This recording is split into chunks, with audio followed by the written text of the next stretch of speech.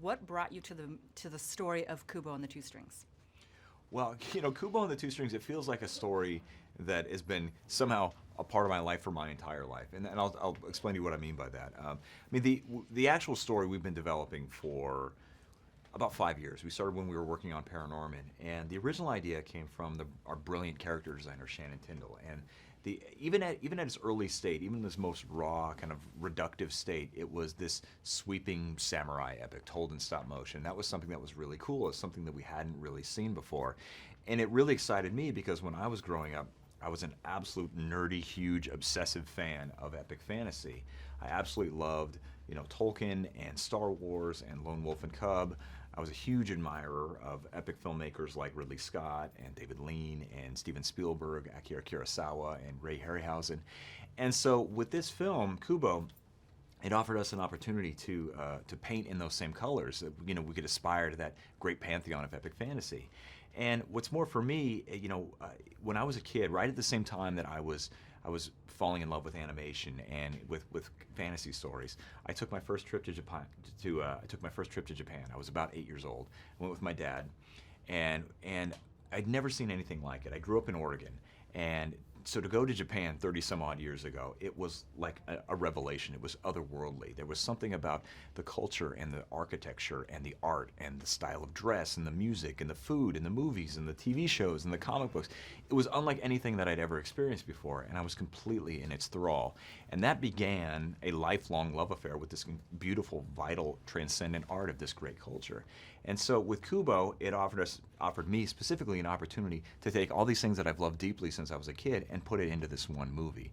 What's more, as you're developing these things, you start to find connections with your own life. And there's this great quote from the great filmmaker Zhang Yimou, who said, "Every boy wants either a train set or to make a martial arts movie." And I never had a train set. So there you go. That's the kind of kid I was. And as you're developing these things, you start to find connections with your own life. And I definitely saw a ton of myself in Kubo and his story. Well, that's awesome. Well, not only is it like this great samurai epic with these great monsters and battles, but you also have some really fun family-friendly themes in there. Can you talk about that? Yeah, so fundamentally this is a movie about family, and specifically it's about that moment in our lives when things begin to shift and then change irrevocably, when we start out as kids and then through a series of transformations in our lives we become adults. And this film it basically distills that several-year process down to an hour and a half.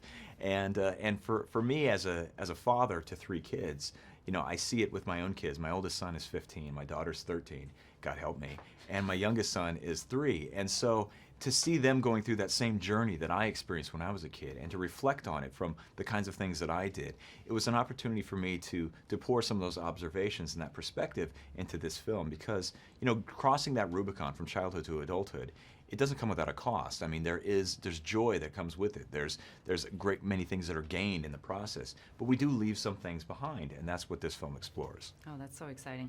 Okay, now this is your directorial debut. How is it to have these amazing just actors voice these characters in your film? It's pretty incredible, this cast that we have in this movie. I mean, these are some of the finest actors in the entire world. When you start thinking about these characters and who you want them to bring them to life with the voice, you pull a wish list together of the best actors in the world, thinking you're probably never going to have a chance to actually work with them.